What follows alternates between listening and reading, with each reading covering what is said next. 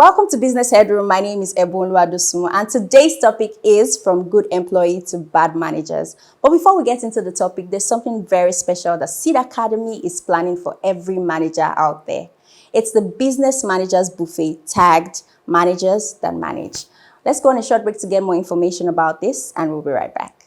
For decades, organizations suffer from the unpreparedness of managers, who become managers by being outstanding performers without the required level of preparedness. Register your managers for our upcoming Business Managers Buffet at Radisson Blu, Ikeja. Theme: Managers That Manage. This program is designed to uncover and fix the managerial leaks that sink your business. Sign up now. Seed Academy, your growth partner.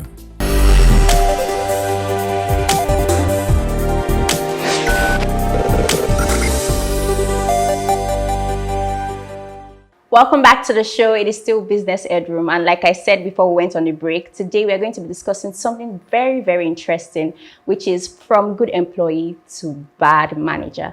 Is it really possible for a good or an outstanding employee to become a bad manager? But joining me to share some insightful thoughts on this topic today is Ajibola Bamidele. Thank you so much for joining us Thank again you for today. having me back And again. thank you for always, sharing from your wealth of knowledge every single time.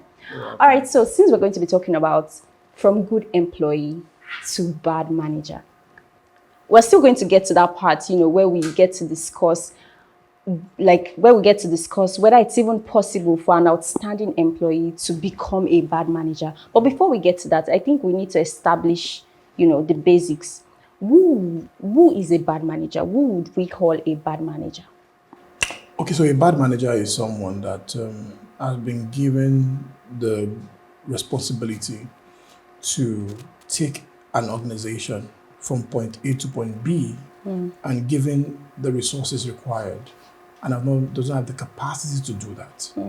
So doesn't have the competence, doesn't have the character. And when I talk about the competence, I'm talking about the has not been prepared, does not have team building skills, does not have AI skills, does not have conflict management skills, has not been trained in all those things. And when it comes to character, it doesn't have the ethics, the enthusiasm, I call it, should I say, even behavioral alignment with the values of the organization.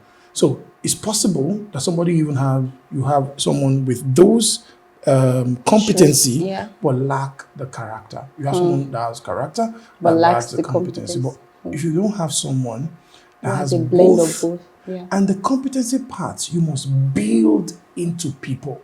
It's not something they bring from heaven.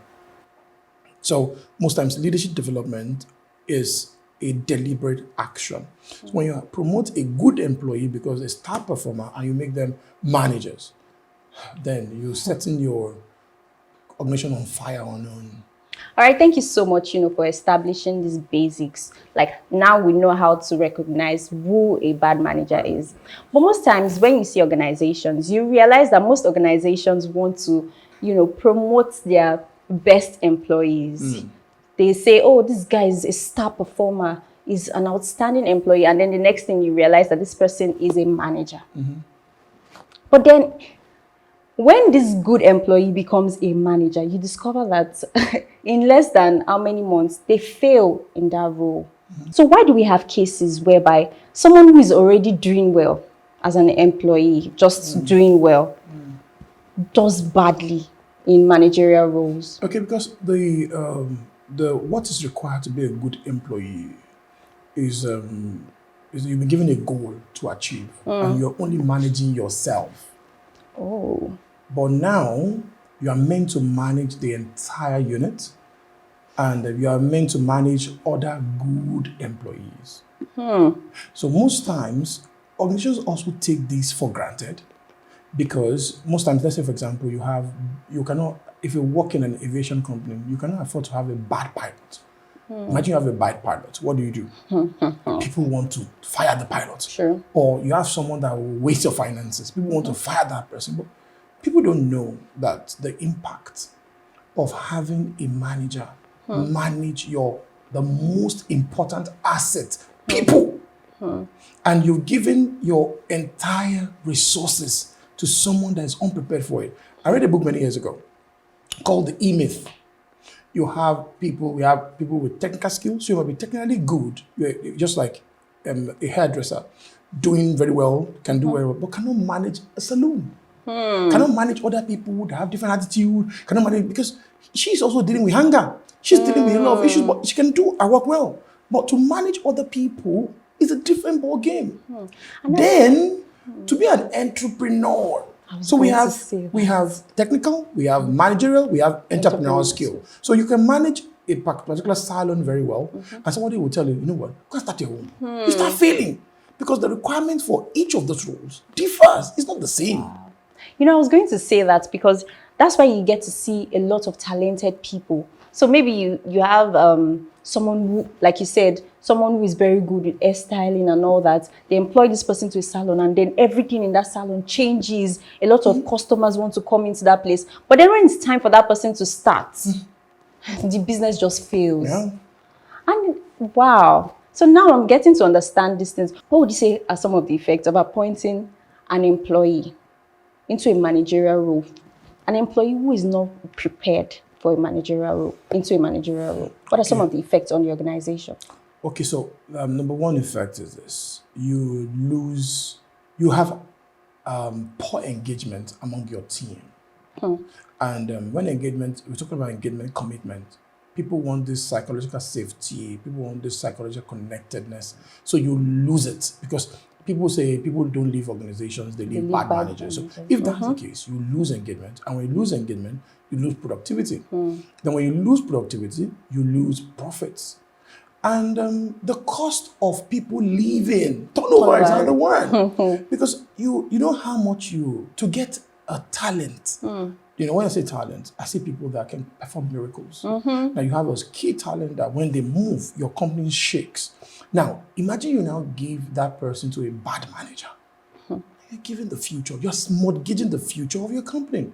So when those talents leave, do you know how much it takes? The cost of recruitment, the cost of replacement, the cost of hiring new talent, the cost of training them to be high performance. When you look at that, you don't want to put great employees in the hands of an unprepared manager because the cost is massive. You know, and we call it Peter's principle. Peter's principle states that one time in your career, you'll be promoted more than your level of competence. So most times, these people, if we look at the real impact, the same way when you wanted to put a bad pilot and you can't even stick it, but people still manage a bad manager. Let's try him.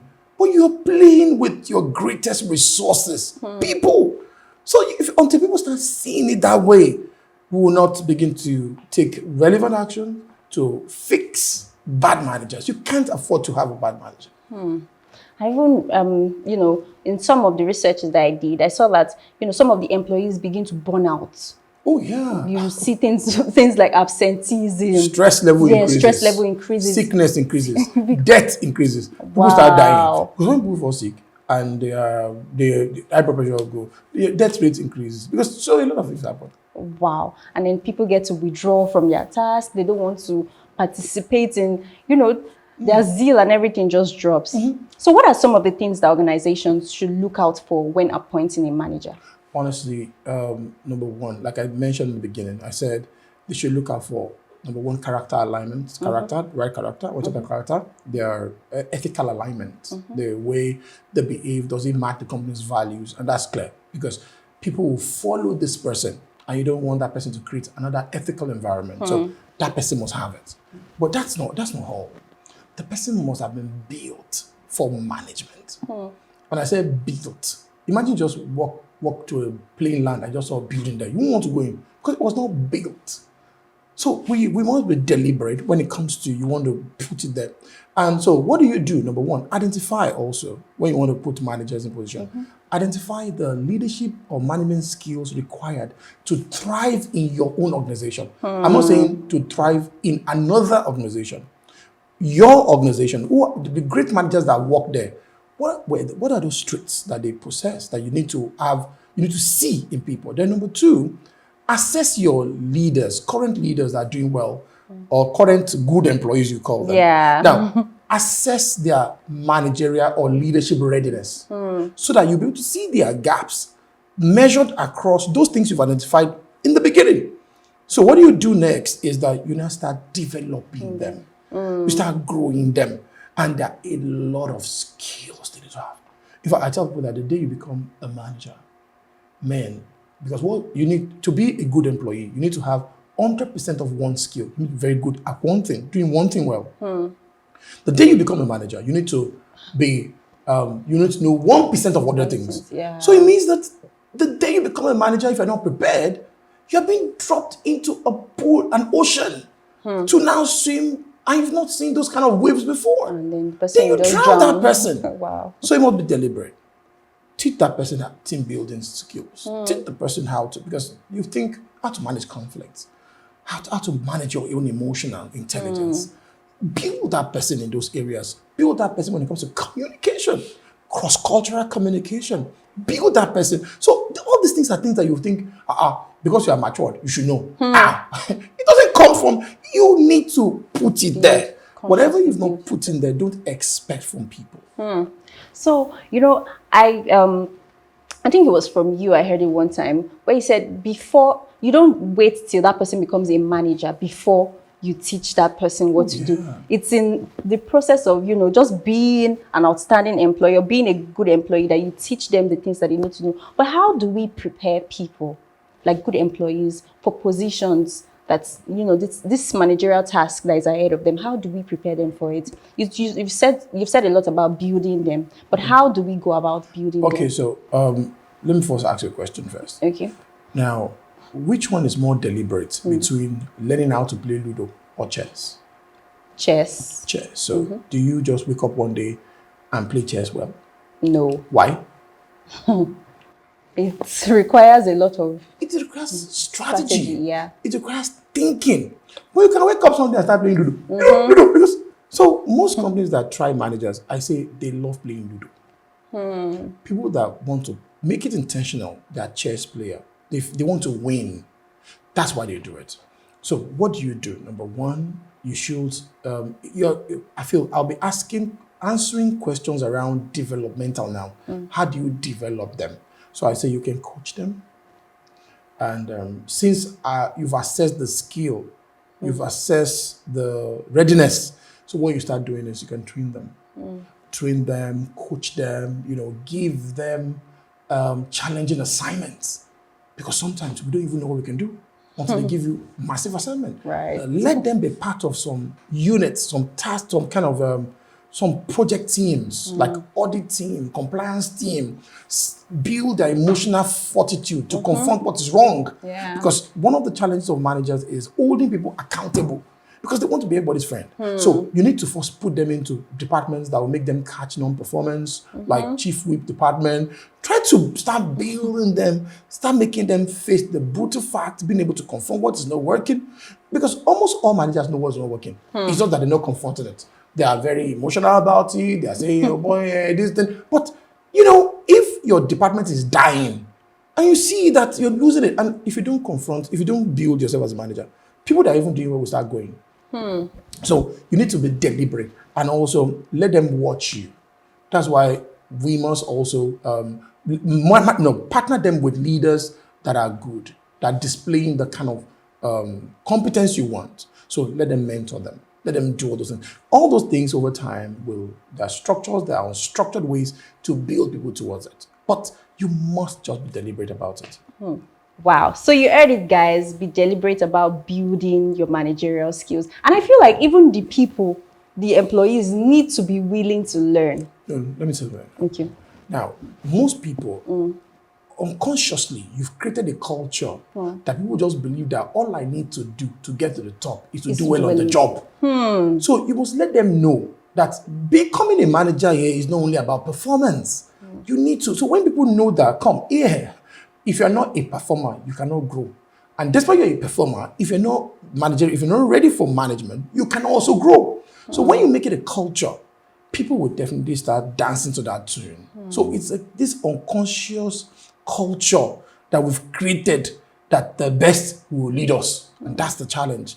that will make people not be nonchalant about the way they behave, about their character, about all those things, and just believe that just to do well, and that makes me a manager. You know, you must make sure it's clear to people that this is your culture and this is what you want to reward.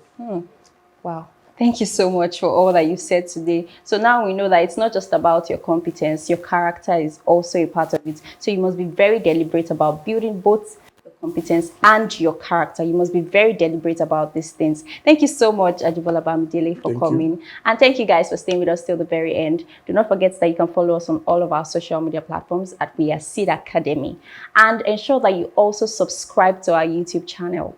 You know, hit the like button, leave a comment, and of course share with your friends so that they can also learn from some of these business insights that we share on Business Headroom. My name remains Ebunlu Adusuman. I'll see you next time. Take care of yourselves. Bye.